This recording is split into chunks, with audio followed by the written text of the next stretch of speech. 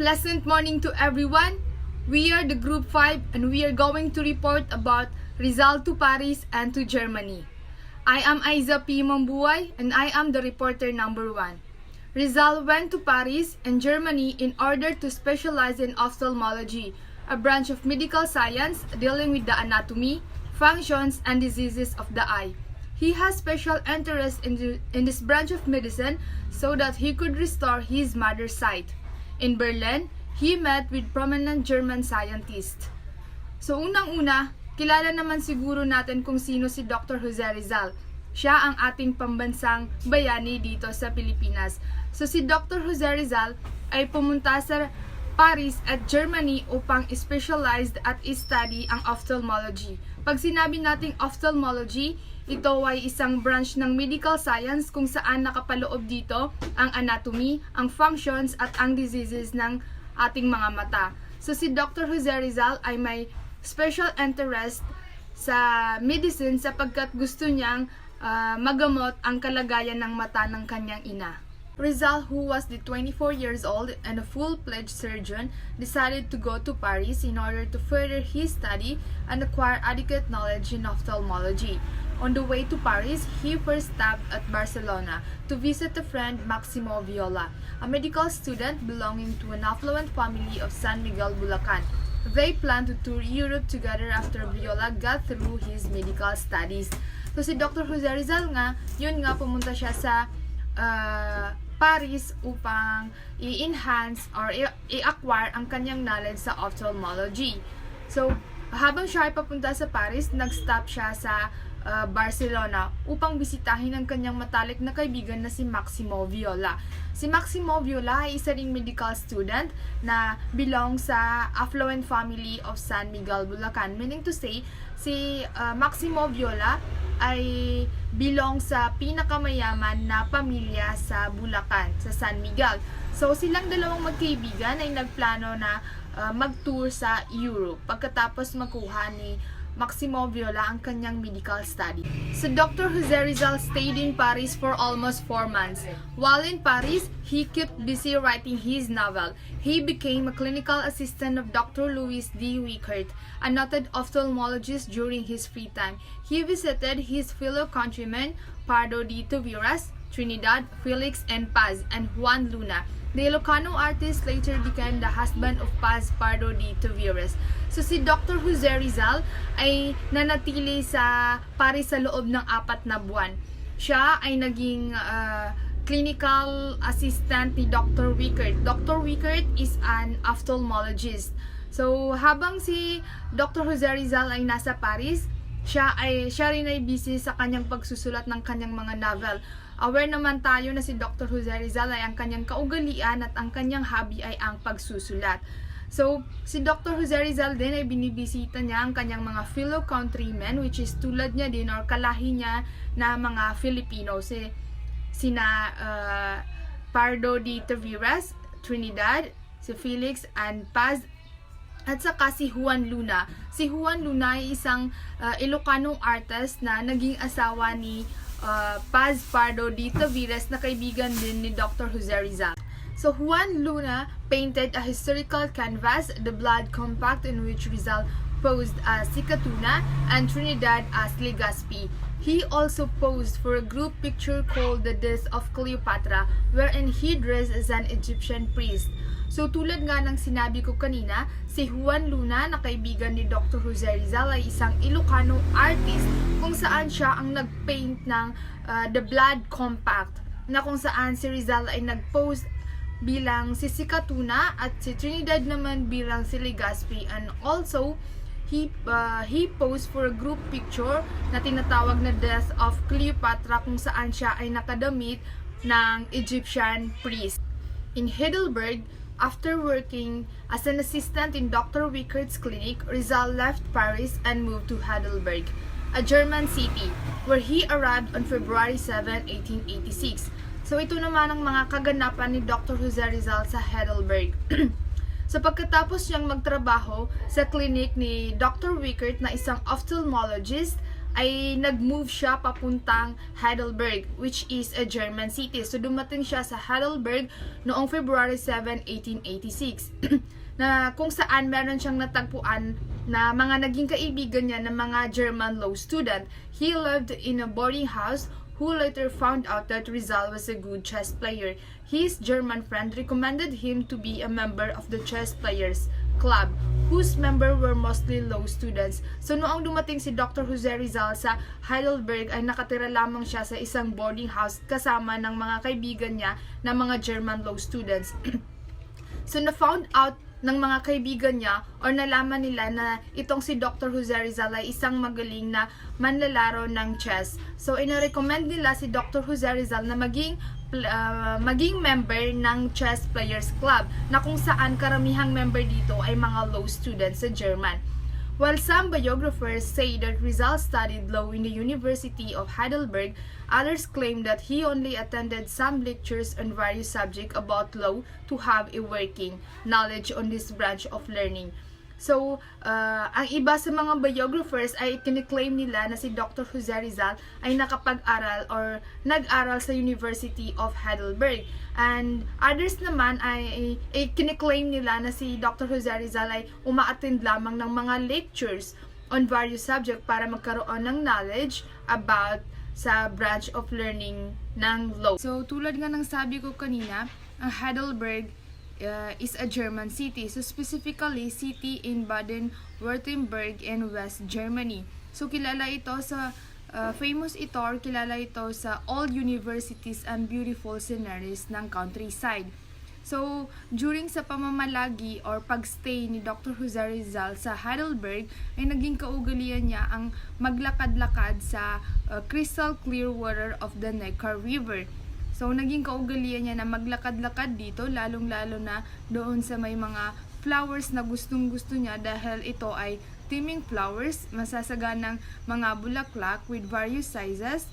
Meron itong iba't ibang sizes, shapes, colors, at pleasing scent. Mababango ito, kaya ito nagugustuhan ni Dr. Jose Rizal at naging kaugalian niya na maglakad-lakad sa magagandang tanawin ng beautiful city which is the Heidelberg. On August 6, he attended the celebration of the 5th centenary of the foundation of the University of Heidelberg.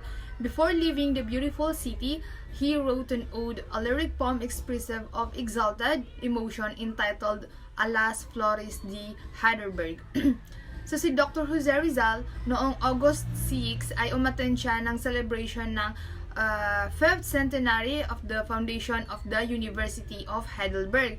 So, bago siya umalis sa magandang city na ito, which is the Heidelberg, ay umattend muna siya ng celebration ng foundation ng University of Heidelberg, na kung saan nagsulat siya ng lyric poem na punong-puno ng emosyon na pinamagatan niyang Las Flores de Heidelberg. So, in English, to the flowers of Heidelberg. So tulad nga ng sabi ko kanina, naging kaugalian ni Dr. Jose Rizal ang maglakbay at maglakad sa magagandang tanawin, lalong-lalo na doon sa merong mga bulaklak sa Heidelberg. So bago siya umalis dito sa lugar na ito, which is sa Heidelberg, kung saan napamahal din siya, ay nagsulat muna siya ng lyric poem na pinamagatan niyang To the Flowers of Heidelberg, na which is this one will be discussed by my group mates. Good day everyone, I am Maliha Abad Enterino, BS Social Work 3, and today I'm going to discuss to you the poem of Dr. Jose Rizal entitled To the Flower of Heidelberg. So before I'm going to explain to you and read the poem, I will give you some historical background. So, Dr. Jose Rizal fascinated with the bloom of flower he saw in the Neckar River because those flowers remind him on the garden he had or the garden that family he had on Calamba. And this is the poem of Dr. Jose Rizal, The Flower of Heidelberg. to the flower of Heidelberg. Go to my country, go of foreign flowers. Sown by the travel along the route and under that new heaven that watches over by my loved ones. Recount the devotion the pilgrim nurses for his native south. Go and say, see that wind dawn. Open your chalices for the first time. Beside the icy Nicar, you saw him silent beside you, thinking of her constant vernal climb. See that wind dawn with still your aroma was whispering playful love song to your young. Sweet petals, he too murmured canticles of love in his native tongue. That is morning, with the sun first traces the topmost peak of Unital in gold and with a mild warm races. To again in the valley, the glade, the forest, he held that sun still in its dawning. That is his country is full zenith blisses, and tell of that day which he collected you along the way.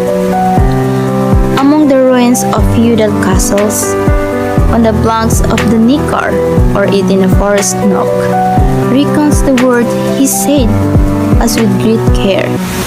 Between the pages of a worn-out book, he pressed the flexible petals that he took. Carry, I carry of flowers, my love to my loved ones, peace to my country in its fecund gloom, peace to its men, and virtue to its women. Hail to the gracious beings that will within the sacred of paternal home. When you reach that shore, deposit the kiss I give you on the wings, the wind above, that with the wind and the rue, and I may kiss all that I worship, honor, and love. But oh, you will arrive there. Flowers you will keep perhaps your vivid host, but far from your native heroic earth, to which you owe your life and worth. Your fragrances you will lose. Your fragrances is a spirit that never can forsake and never forget the sky that saw its birth. So the first stanza, Dr. Jose Rizal requests the flower to speak in behalf of him in the Philippines. And the second stanza, Rizal says that even though his countrymen do their own activities, he still has a concern for him. He still has a concern for his fellow men. On the third stanza, Dr. Jose Rizal asked the flower to witness him on his undying concern for his country, which is Philippines. On the fourth stanza means, in the morning under the soft light of the sun, he reflects still on his motherland where the same sun now. Is it at his highest he is connected with his motherland through the sun? On fifth stanza, Dr. Jose Rizal poetically described his concern for his country and for his plan for his motherland, which is Philippines, and plug it in, preserve it on the books. Sixth stanza, Dr. Jose Rizal message for his motherland is peace and virtue for women and courage for men. On seventh stanza, Dr. Jose Rizal wished that his kisses for the flower will maybe carried away by the winds for his country or for the Philippines and for his loved ones. On each stanza, Dr. Jose Rizal reflect the perfume and beauty of the flowers to his intention for his country and will long begun in why it is from his fatherland. So this poem, Dr. Jose Rizal compare the person that far from his country and to the flower that loses his fragrance. Everyone, I am Hasnail Oma, base SW3. Frankfurt and Leipzig are the destination. Rizal traveled by train to the cities of Frankfurt and Leipzig in East Germany. He also visited Mannheim and Cologne, where he visited the Stadel Art Institute, the Zoological Garden, and the Jewish Alley Synagogue. In Leipzig, he met Dr. Hans Meyer, a renowned German academic who had previously visited the Philippines in 1882, from August 14 to October 29, 1886. Rizal stayed in Leipzig for a long time. It was high time he corresponded with Dr. Ferdinand Blumentritt of Leitmeritz, Australia. The eminent ethnologist he had long wished to see. On July 31, 1886, Rizal addressed his first German letter to Professor Ferdinand Blumentritt, director of the Ateneo of Leitmeritz, Australia. He heard of this Australian ethnologist who was passionate about the field of anthropology that studies cultures, particularly in terms of their historical evolution and similarities. In difference, Rizal believed that one of the professor's areas of interest was culture and Philippine languages. In his letter, Rizal writes, I have heard that you are studying our language and that you have already published some works about it. Permit me to send you a valuable book written by my countryman in our language. The Spanish version is a mediocre because the author is only a modest writer, but the Tagalog part is good, and it is precisely the language spoken in our province. Arithmetica or Arithmetic was the title of the book he sent with his letter, which was published in two languages, Spanish and Tagalog, are two of the most widely spoken languages in the Philippines. The University of Santo Tomas Press published this in 1868. Blumentritt returned the favor by sending Rizal two novels. This was the start of their frequent correspondence, which grew into a lovely and a long-lasting friendship. He was inspired in Leipzig to adapt Cheller's William Tell from German to Tagalog so that Filipinos might grasp the story of the renowned Swiss patriot who championed the country's independence. It's worth noting that the Austrian governor ordered William Tell to shoot an apple from his hand, head with a bow and arrow. He also translated parts of Danish author Hans Christian Andersen's fairy tales into Tagalog. His next stop was Dresden, a city on the Elbe River in East Germany, where he met Dr. Adolf B. Meyer, director of the Zoological and Ethnographical Museum, and became friends with him. Hello everyone, I am Warda D. Dagalangit, the fourth reporter. My report today is about Rizal life in Berlin. On November 1886, Rizal arrived in Berlin. Rizal liked Berlin because of its healthy environment, the warmth of people, and the absence of discrimination. Sa Germany kasi, maraming sumikat na scientists and researchers. And during that time, hindi raw nakaramdam si Rizal ng racial discrimination as compared sa mga napuntahan na niyang lugar sa Europe.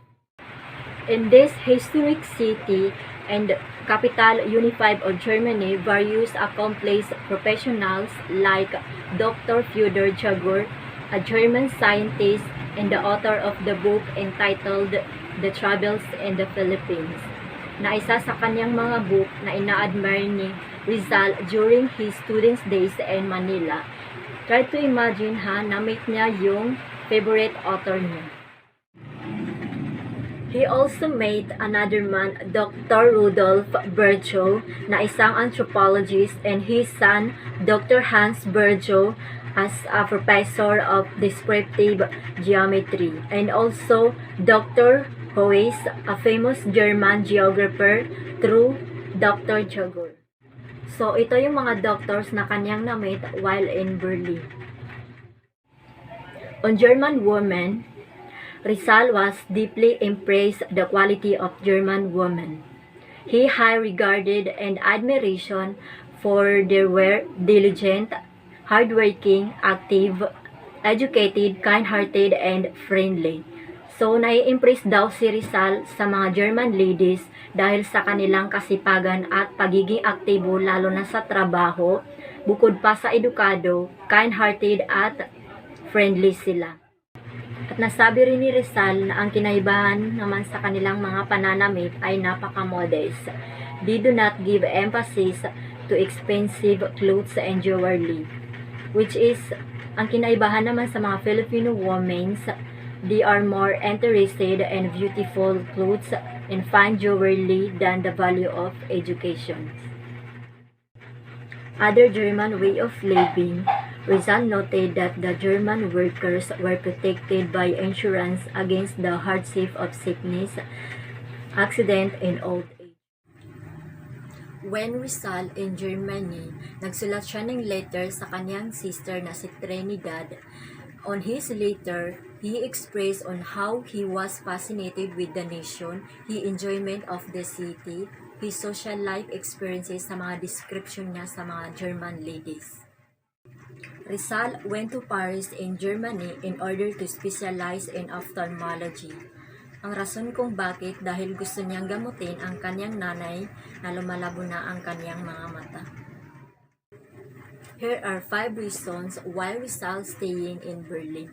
Number 1, to gain further knowledge in ophthalmology. Para mas marami pa siyang matutunan in the field of medicine, particularly sa kanyang major na ophthalmology. Number 2, to improve further his studies of science and languages. The number 3, to associated with a famous German scientist and scholars, which is nangyari naman, may nakilala na siyang scientists and scholars na nakasama niya or nakahalubilo niya. And the last one, to publish his novel entitled Noli, Tangere, at sa Berlin, Germany rin niya na i-publish ang kanyang novel na Noli, Tangere. Good morning, Ma'am. Good morning, classmates. My name is Rain M. Abdohari, third year Bachelor of Social Work. The topic is the Noli is published. Noli me tangere means do not touch me. The book contains things of which no one among ourselves has spoken up to the present. They are so delicate that cannot be touched by anybody. Rizal said, the book of Noli me tangere, I have endeavored to answer the calumnies which for centuries had been heaped on us in our country. And also, I have described the social condition, the life, our beliefs, our hopes, our desires, our grievances, our griefs. The facts I narrate are all true and the actual happened. I can prove them. Rizal was desperately despondent because he had a slim hope of having Noli published for the West finalists. Noli was printed in March 1887. The author gave away complimentary copies to Vela, Blumentritt, Resurrection, Hidalgo, Lopez Jaina, Juan Luna, Marcelo del Pilar, and Regador. Blumentritt said this is the first impartial and daring book on the life of Tagalogs. Rizal was right, his novel rise attempts, and he made more enemies in his country. Rizal received formal expression of high praise for his novel, and these were sent by Antonio Regidor and Proof Ferdinand. Blumentritt Regidor, a Filipino exile of 1872 in London, said that the book was superior. Blumentritt said, after reading Rizal Noli, wrote and congratulate its author, saying, your work, as we Germans say, has been written with blood of the heart. Your work has exceeded my hopes and consider myself happy to have been honored with your friends, not only but also your country. May feel for having in you in a patriotic and loyal son. If you continue so, you will be to your people one of those great men who will exercise a determined influence over the progress of their spiritual life. Rizal enemies were better in attacking and condemning the same. In the Philippines, this novel was attacked and, and condemned by the faculty committee in 1887. The committee said that it found the book heretical, impious, and scandalous to the religion order and unpatriotic and subversive to public order. During the congressional discussion and hearings of the Noli Field Bill in 1956, the proponents and opponents of the bill also engaged themselves in a heat, better and long drawn out debate that finally resulted in the enactment of compromise measure. Republic Act Number 1425 Rizal Law, signed by President Ramon Magsaysay on June 12, 1956. The attack on Rizal's first novel were not only confined in the Philippines but were also staged in the Spanish capital Madrid.